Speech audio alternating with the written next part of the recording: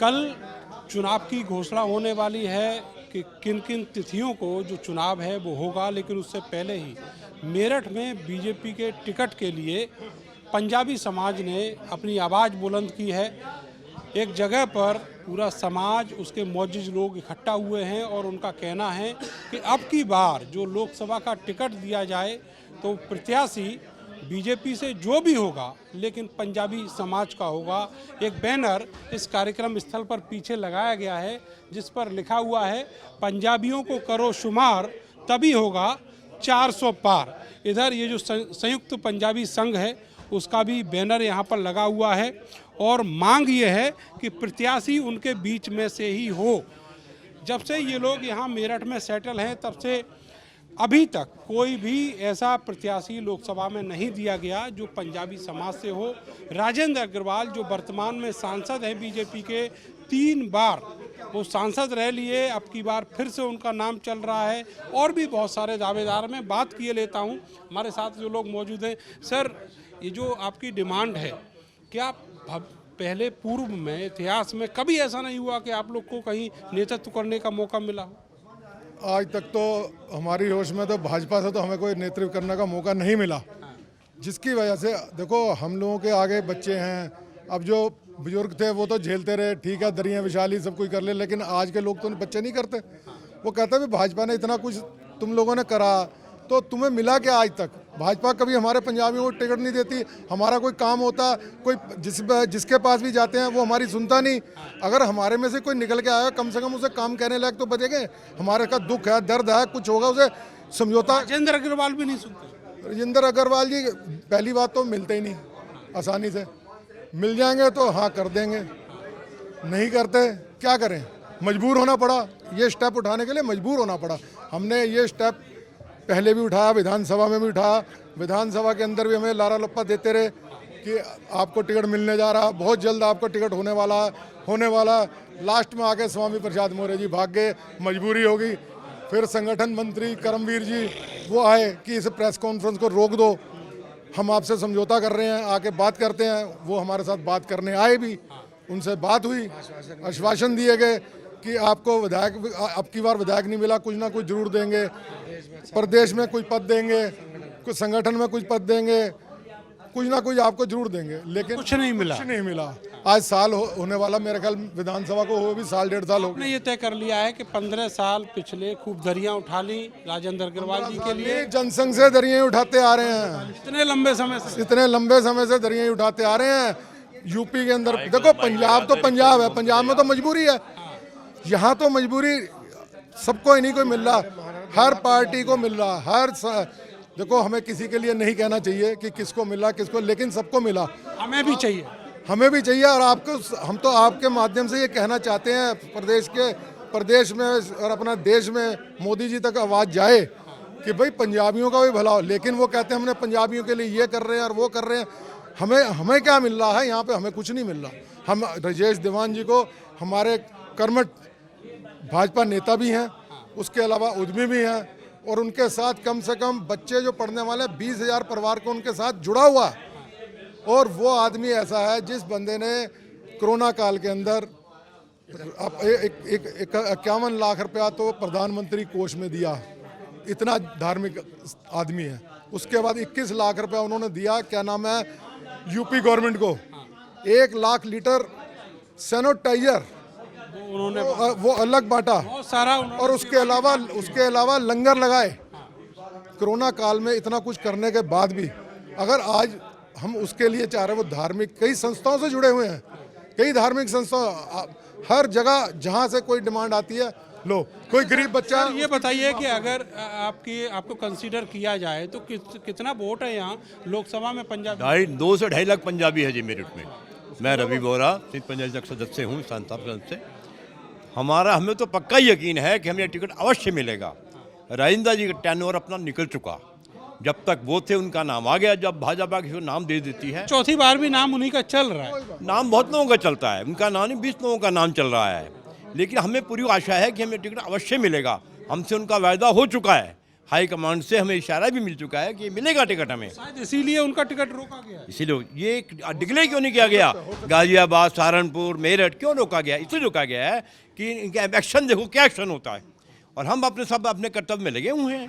सब प्रयास जारी हैं चारों तरफ से हमारे, ये नहीं कि हम यहीं से प्रयास कर रहे हैं। बार भी वादा झूठा निकल गया तो नहीं, झूठा निकलेगा, हमें पूरा यकीन है। क्यों निकलेगा झूठा? ऐसा नहीं है कि झूठा कभी निकलेगा, कभी। ये तो उनको भी पता है कि पंजाबी क्या है, 2.5 लाख वोट एक तरफ पड़ जाती तो क्या होता है, एक वोट से भी आदमी हार जाता है। ये तो 2.5 लाख वोट तो बहुत होती हैं, अगर 2.5 लाख नहीं पड़ेंगी तो 5 लाख से आदमी हारेगा, तो कैसे होगा? ये सोचना पड़ेगा उन्हें, और वो सोच रहे हैं, पे विचार चल रहा है।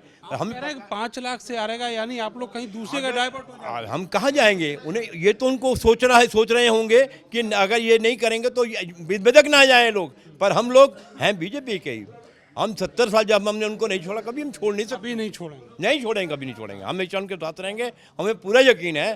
5 लाख का जो मार्जिन है हारने का, वो कैसे होगा? और मार्जिन क्यों होगा? जब हमें टिकट मिल जाएगा तो मार्जिन खत्म, हम जीत गए। मार्जिन कहाँ से आ जाएगा? अगर टिकट नहीं मिला तो टिकट नहीं मिलेगा तो जो ऊपर वाला चाहेगा, हाई कमांड चाहेगा, वो हो जाएगा। पर हम तो बीजेपी के ही है ना। मैं ये बताना चाह रहा हूँ कि 47 से जब से हम इधर आए हैं, आपको शायद मेरे ख्याल जब जिस समय जनसंघ थी पार्टी, तब से जनसंघ थी, तब एक नारा लगा था, ठाकुरदास जी खड़े हुए थे या खड़े हुए थे सरदार चौधरी नरेंद्र सिंह जी, कि हिंदू मुस्लिम भाई भाई, ये तीसरी कौम हिंदू पंजाबी कहाँ से आई? तो उसका विरोध हुआ था बहुत ज़्यादा। उसके बाद कई लीडर हमारे खड़े हुए, जिन्हें आप ये समझ लो, धर्मवीर आनंद जी, उनके साथ भी मोहनलाल कपूर जी के साथ तो बहुत ही बुरा हुआ, क्योंकि वो संघ के बहुत अच्छे लीडर थे। लीडर होने के बावजूद उन्हें ज़बरदस्ती खड़ा किया गया संघ ने। बाद में नारा लग गया कि जी ये तो पंजाबी है, पंजाबी है, इस करके उसका। हालांकि वो उम्मीद दिख रही है कि टिकट बिल्कुल नहीं, मुझे उम्मीद नहीं लग रही।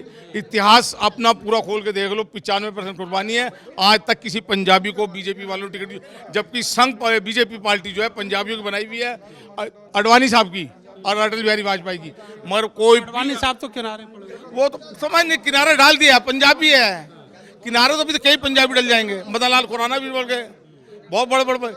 संतोष महाजन जी थी, उनका टिकट था। आपका स्टैंड क्या रहेगा चुनाव? मेरा स्टैंड तो यही रहेगा, जब जो कहेंगे हम तो क्या कहते हैं, सांप के मुंह में छिपकली फंसी हुई है, जो मर्जी कर लो। छिपकली अंदर जाएगी या बाहर? हमारी तो गर्दन है, गर्दन हलाल करना है, हमें हलाल कर लो या झटका कर लो, करना है। तो इस करके मैं तो ये कहूँगा कि हम कर रहे हैं, ठीक है, बहुत अच्छा लीडर है हमारा दीवान राजेश, मगर कोशिश कर रहे हैं। मुझे उम्मीद नहीं है, उम्मीद क्या, पूरे हिंदुस्तान में किसी को उम्मीद नहीं है कि मेरठ से राजेश दीवान को टिकट दे दे, या किसी और पंजाबी को? किसी को नहीं देने के, किसी कुत्ते को दे देंगे, पंजाबी को नहीं देंगे। इतना गुस्सा साहब आपके? बिल्कुल, इतिहास पढ़ लो ना भाई साहब, इतिहास में तो मैं तो शुरू से इतिहास बता रहा हूँ। मेरी उम्र 10 साल की थी जब नारा लग गया था ये कि हिंदू मुस्लिम भाई भाई, ये पंजाबी कौम कहाँ से आई। ये तो बताओ, इतने लंबे समय फिर बीजेपी में रहने की वजह क्या है? यार अब बात छिपकली नहीं है, वो छिपकली और सांप वाली जो कहानी है, मैं वही बता रहा हूँ। कुत्ता कुत्ते का वैरी है, कुत्ता कुत्ता। जब गुरु गोविंद सिंह महाराज जी चलाना कर रहे थे ना, संसार छोड़ के जा रहे थे, तो सबको बिठाया था। बिठा के बात हुई, कहने लगे भाई मुसलमान तो गिद्दड़ और तुम कुत्ते। महाराज बोले कि आपने क्या कह दिया हमें कुत्ते? उन्हें ये हकीकत है, एक गिद्दड़ चिल्लाता है, सारे गांव जंगल के गिद्दड़ इकट्ठे होते हैं। एक अल्लाह अकबर कहता है, सब इकट्ठे हो जाते हैं। तुम तो कुत्ता कुत्ते के बारी, एक मोहल्ले का दूसरे मोहल्ले में कुत्ता आ जाए, लड़ने को दौड़ते हो। यानी एकजुटता नहीं है भाई, एक का नहीं है। इसीलिए ही आप तिरस्कृत पड़े। बस आप अलग अलग पड़े हैं, छितर बितर। 10 दल बने हुए पंजाबी संगठन के। मैं अभी इंदौर से होकर आया हूँ, वहाँ पे सरदार मनजीत सिंह भाटिया साहब मिले मुझे। वो कह रहे हैं कि हम ऑल इंडिया लेवल की पंजाबी संगठन एक बना रहे हैं, जिसमें एक सम्मेलन शुरू कर रहे हैं। मैं उनसे समर्थन देकर, सम्मेलन से आगे सरकार में कहीं पार्टी देखेगा जो होगा, वाहिगुरु समझे नहीं, सम्मेलन कर रहे हैं, आगे देखो वाहिगुरु मालिक का कौन कितना है। मैंने आपको उदाहरण दे दिया, कुत्ता कुत्ते का वैरी है, तू है, मैं हूँ, इस चक्कर में हम खत्म है। कुर्बानियाँ जितनी हमारी हैं पंजाबियों की, सब खत्म है। किसी के कुर्बानी के ऊपर एक बताओ तो किसी ने फूल चढ़ाया हूँ, मुझे सीट चाहिए, मुझे सीट चाहिए, मुझे सीट चाहिए, वही चक्कर में फायदा उठा दिया। आज मुसलमान एक खड़ा होता है, सब इकट्ठे हो जाते हैं। सब आप क्या मान के चल रहे हैं कि होगा क्या? जो सरकार है बीजेपी कंसीडर करेगी? देखो ऐसा है कि मैं आपसे बार बार कह रहा हूँ कि डिसीजन आखिरी क्षण में भी बदले जाते हैं, जबकि पार्टी को ये महसूस होने लगता है कि भाई हमारे साथ एक वर्ग जो है वो इस तरह कर रहा है, तो उस वर्ग के लिए वो आखिरी क्षण में भी डिसीजन बदल सकते हैं। तो ये जो वेट हो रहा है वो इसी के लिए इसीलिए हो रहा है कि आखिरी क्षण तक हम ट्राई करेंगे और उस आखिरी क्षण का पूरा हमें लाभ मिलेगा। लेकिन जो कैंडिडेट रेस में हैं उनमें वैश्य समाज के ज़्यादा है। मैं कहता हूं अगर वैश्य समाज से ज़्यादा हैं, इसका मतलब ये है कि हमारा लड़का खड़ा ही ना हो कोई, ज़्यादा है तो उनके, क्योंकि बात ही वाला वो ज़्यादा है और हम कम है किसी से। कोशिश तो आपने विधानसभा में भी की थी। नहीं, हम कम है किसी से, वो ज़्यादा है तो हम कम नहीं हैं, हम उनसे और ज़्यादा हैं। अभी उन्हें भी हमारी इस चीज़ का एहसास नहीं है, ज़्यादा तो बहुत ज़्यादा है। सर, समीकरण जो है उसको किस तरीके से लेते हैं कि वो पंजाबी समाज के पक्ष में जाएगा? जो पंजाबी समाज है, जैसे मान लीजिए ये हैं, कम से कम 10,000 लोग इनके संपर्क में होंगे, रोज खाना खिलाते हैं। रोज खिलाते हैं। जो इंडस्ट्रियलिस्ट हैं, इतने वर्कर हैं, जो स्कूल्स हैं, सारे लगभग पंजाबियों के सारे पंजाबी हैं। किसी में 5,000 पढ़ रहे हैं, किसी में 10,000 पढ़ रहे हैं, सारे हैं। जो इलाज हम कैंप लगाते हैं, मेडिकल कैंप, 136 मेडिकल कैंप तो मैं अकेले लगा चुका हूँ। कैंसर का इलाज हम करते हैं। ये सारे लोगों जो हैं सब तक पहुँच करके हाथ जोड़े जाएंगे कि कभी ईमानदार आदमी को भी मौका मिलना चाहिए। इसीलिए राजेश दीवान की 100% ईमानदारी की गारंटी 2 लाख पंजाबी लिख करके दे देगा। एक बात बताओ, आप कह तो रहे हो, अभी चौथी बार भी अगर राजेंद्र अग्रवाल को टिकट दे दिया तो राजेंद्र अग्रवाल आप लोगों से नाराज नहीं हो जाएंगे? हमसे नाराज होने का अधिकार उनको है, लेकिन हमें अपनी बात कहने का भी अधिकार है कि भाई पेशेंस कितनी रखें, कितनी पेशेंस रखें, हमें सीमा बता दो। मान लिया जाए कि मिल गया, राजेंद्र जी को मिल गया या किसी को भी मिल गया, हमें नहीं मिला, हमें बताओ कि हम आगे क्या करें। हम और कुछ नहीं है तो नोटा तो दबा ही सकते हैं, नोटा दबा देंगे, बीजेपी के खिलाफ देंगे, नोटा दबा देंगे, किसी और को नहीं देंगे किसी और को नहीं देंगे। ना, किसी और को नहीं, नोटा दबा देंगे। बिल्कुल पक्का तय कर लिया। तो एक बड़ी मीटिंग होगी, 1,00,000 1.5 लाख आदमी इकट्ठे होंगे और उसमें जो है ओपन डिक्लेरेशन। ऐसा कब करने वाले हैं? भाई ये तो आज जैसे है, 1-2 दिन की कहानी है। वो वहीं बैठे हैं, राजेश दीवान जी सेंटर में ही बैठे हैं, केंद्र में ही बैठे? केंद्र में ही बैठे हैं। 1-1.5 महीना हो गया, वहीं पे ही सारा प्रोसेस है, लेकिन आश्वासन से आगे नहीं बढ़ रहे। जमीन पर कहानी नहीं है। जमीन पे नहीं आ रही। बस अब आपने सही पकड़ लिया, जमीन पर कहानी जमीन पर नहीं आ रही। ठीक है, चॉकलेट मिलेगी, आइसक्रीम मिलेगी, सारा मिलेगा। अरे कब दोगे भाई, अब तो रोटी भी आ गई, अब कब दोगे वाली। इसलिए ये भी फैसला आपने कर लिया कि नोटा दबाना पड़े। नोटा दबाना जरूरत पड़ेगी, नोटा दबा देंगे। और मान लीजिए वो अच्छा डायलॉग करते हैं कोई भी कि भाई चलो आप में से इनको राज्यसभा में भेज देते हैं, ठीक है, कोई बात नहीं। विधायकों में पंजाबियों को सपोर्ट देते हैं, ठीक है, कोई बात नहीं। सेवा का अवसर चाहिए, सेवा का अवसर चाहिए, कहीं भी मिले। कहीं मिले चाहिए।